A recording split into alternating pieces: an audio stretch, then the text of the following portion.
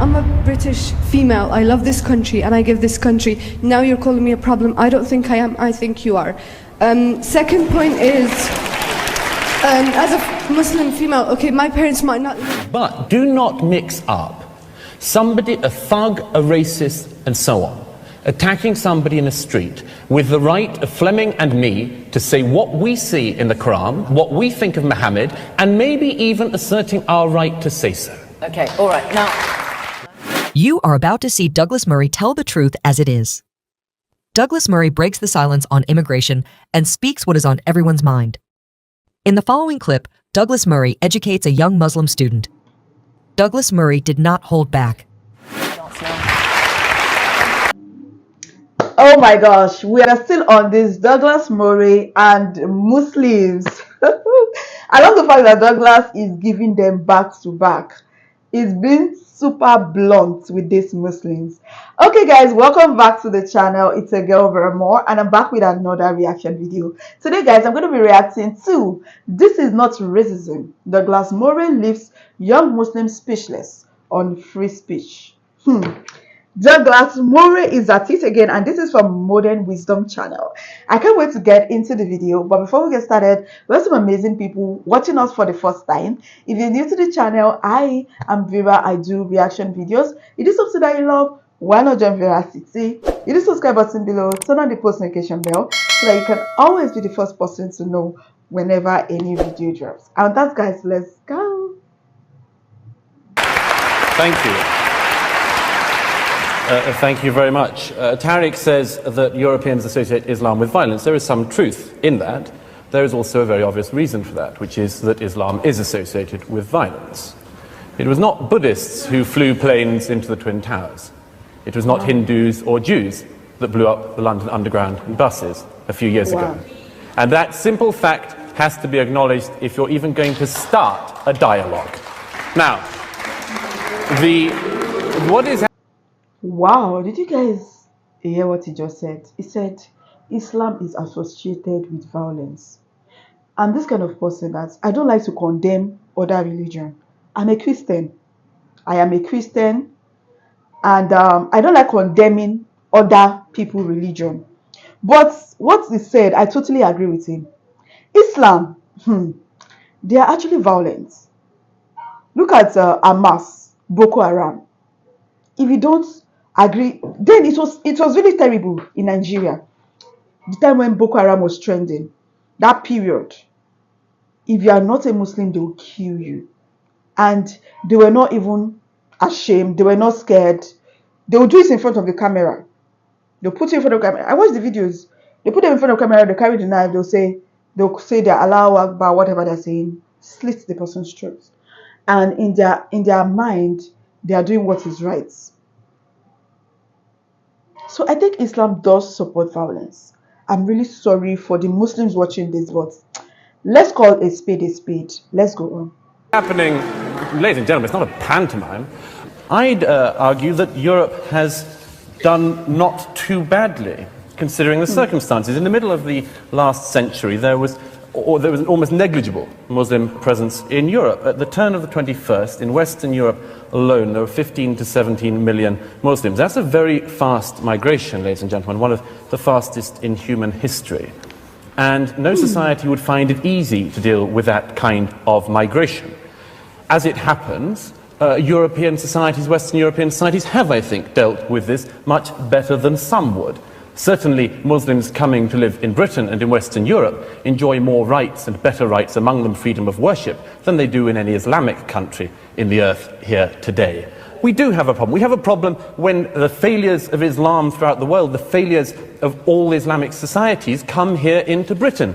Their intolerance of freedom of conscience, their intolerance of apostates, their intolerance of freedom of expression and freedom of speech, their intolerance of minorities, other religious minorities, sexual minorities, their intolerance of gays, their dislike and distrust of half of the population, women, and many, many other things. And the call, what's more, for a parallel legal system within Britain and European societies. This is monstrous. No other group behaves like this, asks for parallel laws. This is a fundamental problem, and it's one we're going to have to deal with. It's a problem between a society Western Europe that believes that laws are based on reason, and Islam that believes that they are based on revelation.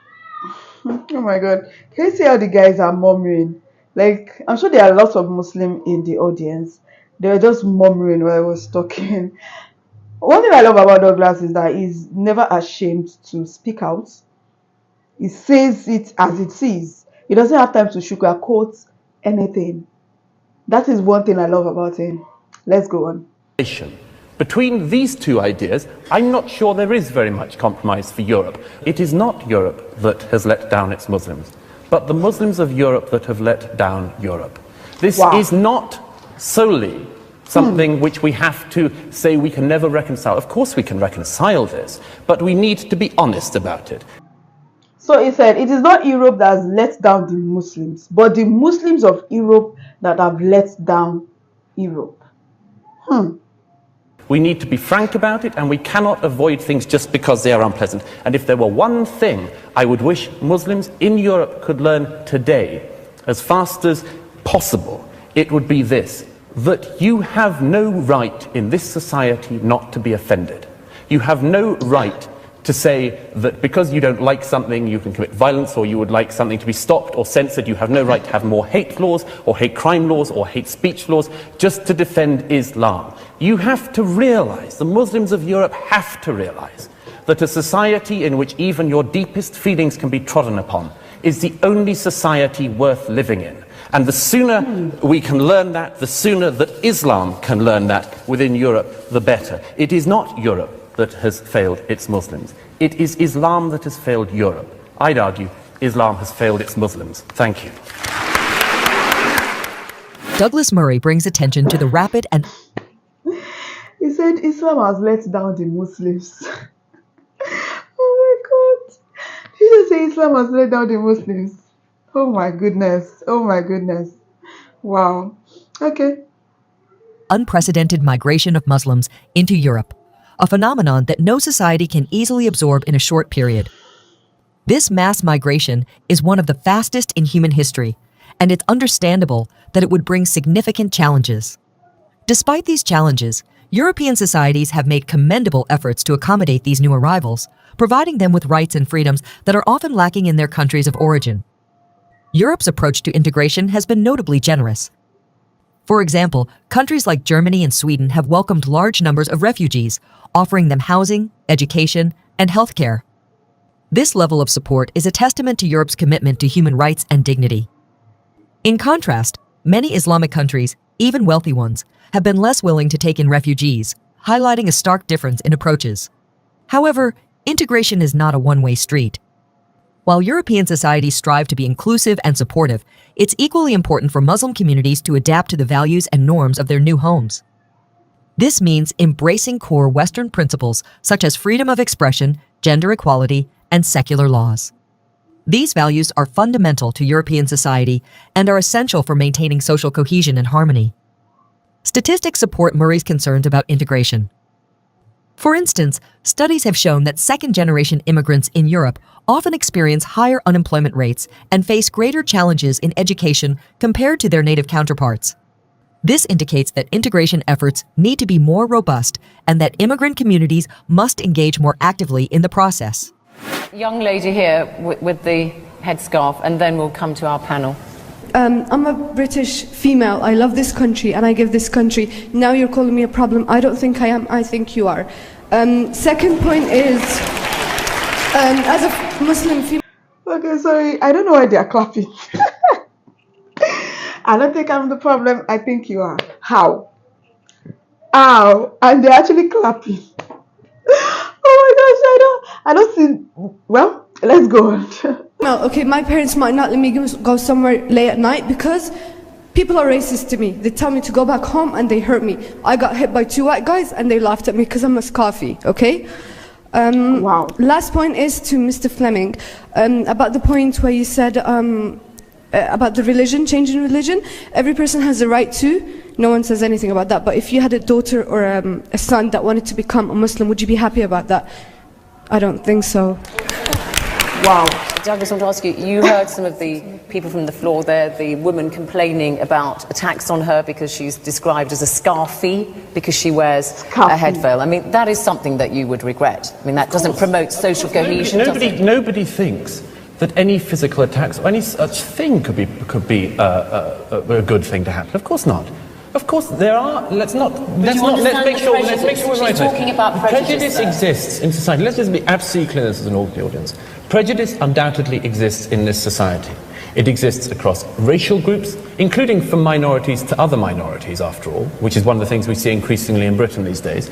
And it is also the case that people, in particularly famously lower socioeconomic groups, are likely to feel hatred for other groups. That is one of the things that has to be tackled, and everyone, I think, in this hall, I'm sure, we're in agreement that that should be tackled. But do not mix up somebody, a thug, a racist, and so on, attacking somebody in a street with the right of Fleming and me to say what we see in the Quran, what we think of Muhammad, and maybe even asserting our right to say so. Okay, all right, now...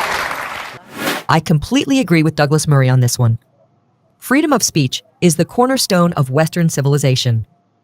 It allows people to express their ideas, challenge prevailing norms, and foster innovation and progress. However, this freedom also means that people will inevitably encounter opinions and expressions that they find offensive. The appropriate response is not to demand censorship or special protections, but to engage in dialogue and debate. A notable example of the clash over free speech involves the publication of cartoons depicting the Prophet Muhammad. These cartoons, first published in a Danish newspaper in 2005, sparked global protests and debates about the limits of free speech. While many in the Muslim community found the cartoons deeply offensive, the broader Western response emphasized the importance of protecting the right to free expression, even when it is controversial or provocative. Statistics show that societies that uphold freedom of speech tend to be more innovative and economically prosperous. According to the World Economic Forum, countries with strong protections for free speech, such as the United States and those in Western Europe, often rank higher in global innovation indices. This correlation underscores the value of maintaining a culture where ideas can be freely exchanged. Prominent figures have supported Murray's stance. For instance, Salman Rushdie, who faced death threats over his book, The Satanic Verses, has consistently argued for the importance of free speech. Rushdie contends that giving in to demands for censorship only emboldens those who seek to suppress dissenting voices. He emphasizes that a free society must stand firm in defending the right to critique and question all beliefs, including religious ones. Oh my gosh, I can't believe she just insulted Douglas Murray in his own country. She's like, I'm not the problem, you are the problem. She is the problem because that is not your country. That isn't your country. You left your own country, you went to another country, and now you are insulting the people that owns the country. It's like a visitor coming to your home and dictating to you what you should do. Make it make sense. Make it make sense. It doesn't make sense. You're a visitor. You came to my house, in fact, uninvited, because we weren't invited. You came to my house and you're telling me this is how you should do your house. This is how you should arrange your things. Why is all this place like this? No, don't do this. Don't in my house. Come on. You don't do such. So she definitely is the problem. If you're not okay with what is going on, go to your country. Why not just go? Immigrants, they're expected to adapt to the culture of the host countries. You're an immigrant, so you don't come to our country and dictate to us what we should do. If your country is so perfect, why did you leave your country? Why did you leave your country to another? Why don't you stay? There's so many Muslim countries that they wouldn't even allow a lady speak.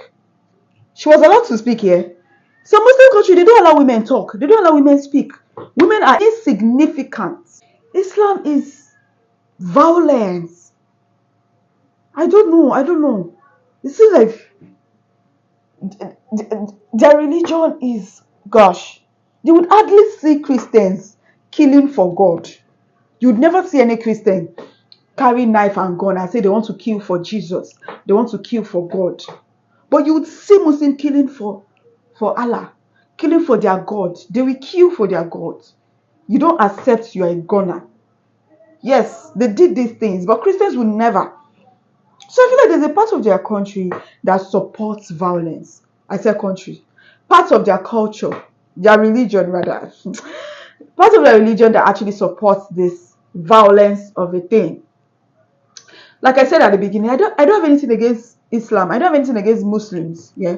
I don't have anything against Muslims because I have Muslim friends. I have friends that are Muslims. I have colleagues that are Muslims. But I don't know. At this point, I don't just know. What do you guys think? What are your thoughts? What do you think about this video? Drop your comment down below. If you enjoy content like this, please do well to join the family. Join VeraMoore. See, hit the subscribe button below. Turn on the post notification bell so that you can always be the first person to know whenever a new video drops. And that's, guys, I'll see you in my next one. Love you. Bye.